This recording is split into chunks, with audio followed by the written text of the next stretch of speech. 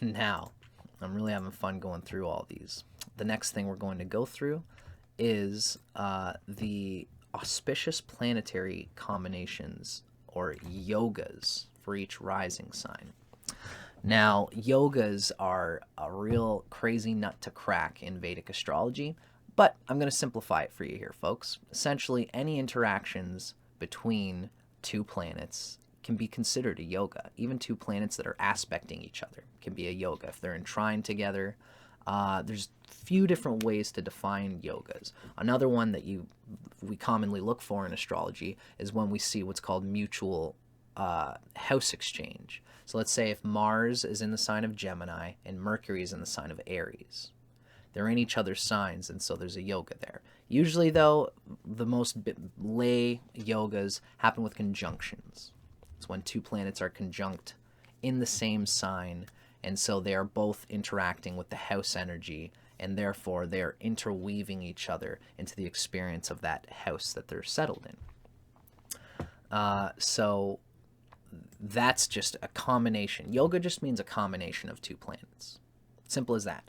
But there are many types of yogas, and I want to show you the logic that Vedic astrologers apply when they're talking about these yogas, and I think you're going to see what I mean. Basically, the big one is what we call a Raj Yoga, where you combine the auspiciousness of a trine lord, which means one of the planets that rules a trine from the rising sign, and an angle lord, which is the planet that rules one of the angles. You have the luck of the trine lord, which relates to the essence of the rising sign. And then you have the opportunity of the angle lord. Together, they make a real pop, if you can see the logic there. So I'm going to talk a little bit about that right now. Of course, the friendship of these planets is going to be important. And this is where things get really thick with Vedic astrology. We know we have planets... we know that planets have friends and enemies between each other. And this relates in some ways, as we've seen, to the trines, because these are really hugely made up of, Venus rules, again, air and earth. Mercury rules air and earth. Saturn rules air and earth, which means that Libra, Gemini, and Aquarius are all air signs, and that means that these are in trine to each other. Libra is in trine with Gemini and trine with Aquarius. So these three, if you were a Gemini rising, that means that Libra is your fifth house lord. Libra rules your fifth house, and it has something to do with the essence of Gemini. And therefore, Venus is going to be a very important planet to a Gemini rising. And then Saturn will be ruling the ninth house, Aquarius. And therefore, remember, we're talking about the signs from the rising sign. So Aquarius, and therefore Saturn, is going to be a very important arbiter of talent and skill and luck. This is what we call an auspicious house lord, because it has something to do with the nature of your rising sign. The rising sign is the arbiter of it all. We talk about it in astrology, but this is why.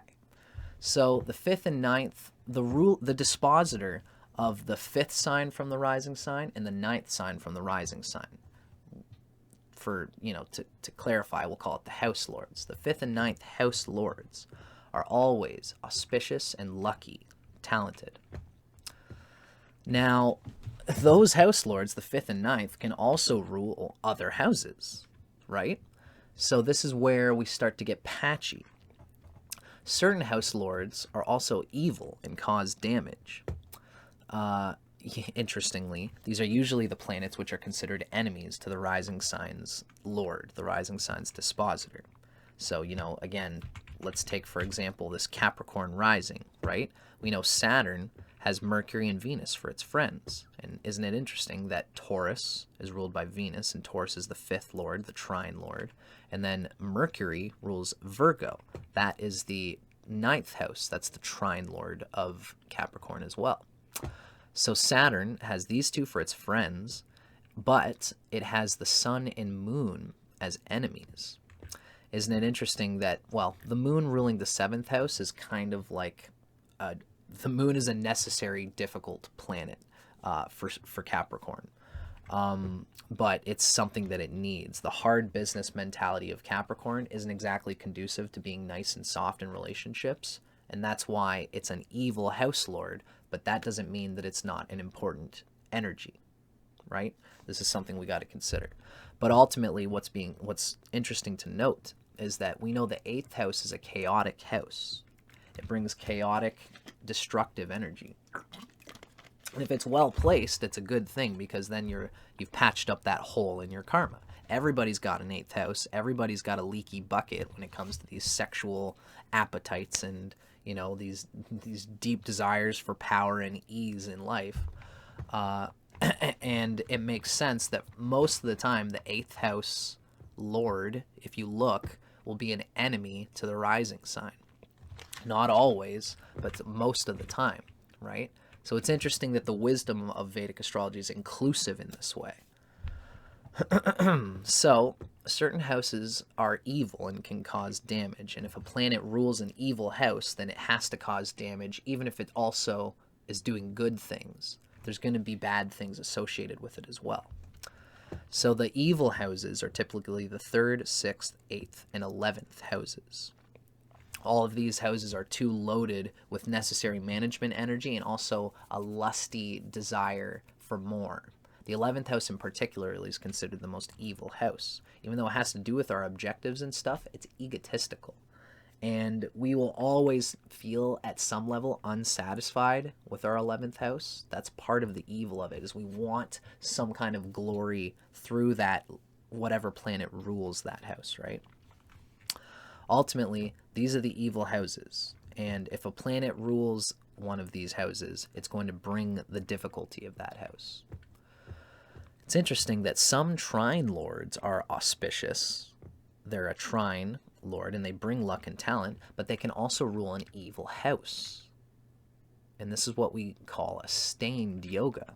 It's still a yoga. It still gains power, but it has difficulty and pain associated with it. Whoops. So, we know the trinal house lords bring luck, skill, talent, auspiciousness, because that house lord relates intrinsically to the nature of the rising sign, right? Now, the angular lords bring opportunity. The angular lords are the edge of our control seat, and it's the universe pulling us into the world. And it's a for better or worse thing with the angular lords. Some angular lords are auspicious. Some are not. Some are these necessary, difficult things that we have to deal with. An example is going to be Capricorn with Mars ruling the 4th and 11th house. We see that 4th house is an angular lord, but it's being pulled in by a deep desire to be revered in the world. So Capricorn usually will funnel its emotional pleasure into its career goals. Instead of actually trying to be happy, it is happy fueling itself for more career objectives, which means it's never really deeply emotionally happy at home unless Mars is very well placed. Then it can obtain its objectives and goals and gain happiness from them in a way that's not over, too much. If that Mars is really well placed, it's a very nice patching in the hole of the karma that all Capricorns have. We all have these holes somewhere, Each rising sign has evil lords. And if it's well placed, that means that you've patched up that hole. Having a well-placed evil house lord is almost as good as having a well-placed auspicious lord, because then you're not losing any of your karmic energy. I digress. So the angular lords, trine lords bring luck and skill and talent. Angular lords, the cardinal houses, 1st, 4th, 7th, and 10th, these bring opportunity. They represent our ambulation in the world, and the walking through the world. It's what comes to us by virtue of how we are affected by the cardinal chart angles. Now, for a quick little bit of wisdom from the Veda, malefic planets are usually better angular lords because they have the grit to retain their nature despite the pressure that life puts on them. It's not usually a good thing to have, for example, Venus as an angular lord. But Sometimes it can be. And this is an example of, like, this is a real deep example of some real deep heights of Vedic astrology that I want to show you guys right now. Venus is called a yoga karaka for Capricorn rising. Why do we call it that?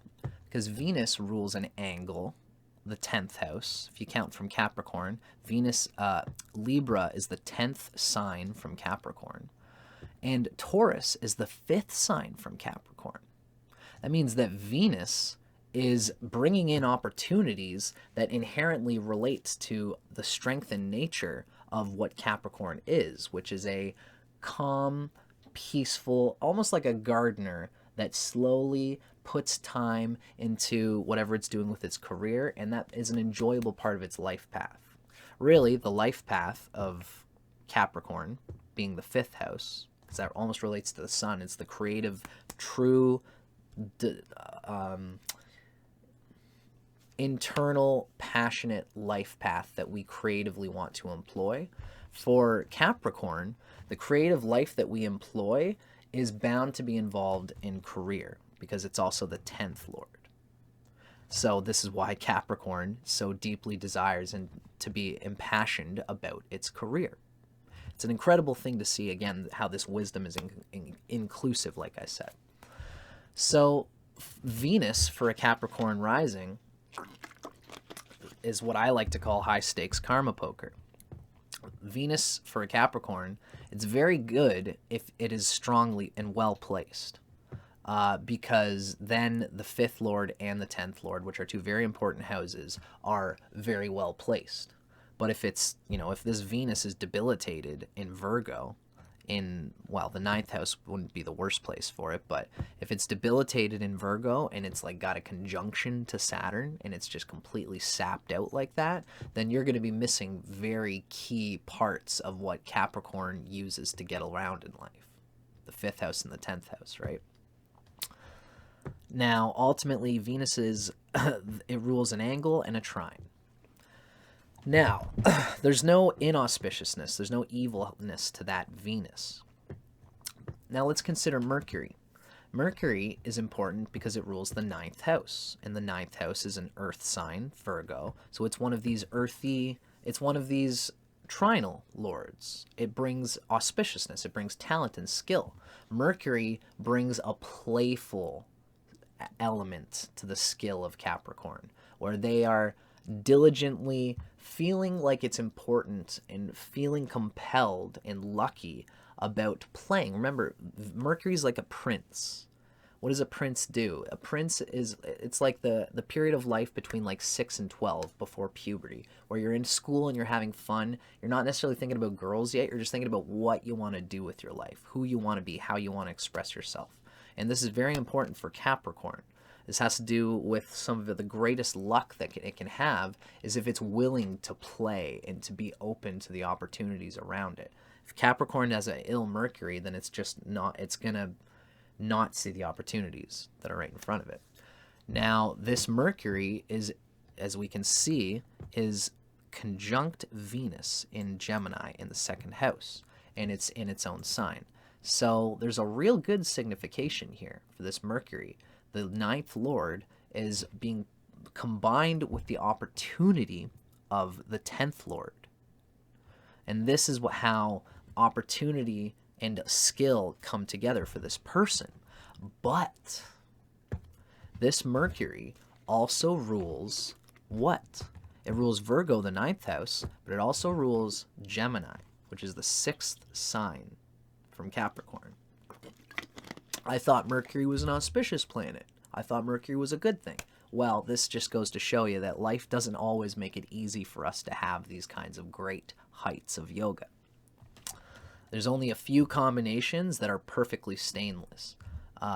Now, this is an example of what could be a good yoga, but it's stained.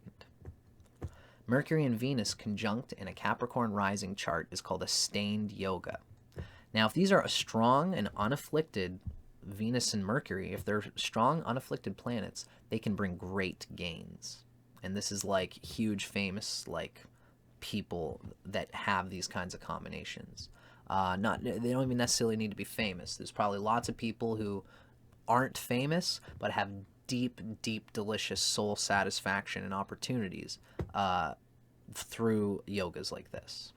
Even if it's just a subjective thing where you gain great happiness from being with like your wife, you know, or in this case, it would be like meticulously having fun with your family, doing something in career that you manage that you deeply enjoy. That's what this is pointing at. This is a Capricorn, and so they've found many fun opportunities through Mercury where they can play and have fun at a skill, Venus, 5th house, that relates to their career and their life path. So there's great strength here, but no matter what, the 6th house energy of Mercury, since it rules the 6th house, this will always cause obstructions and enemies that choke Venus's ultimate power. This is still a powerful yoga, though, right?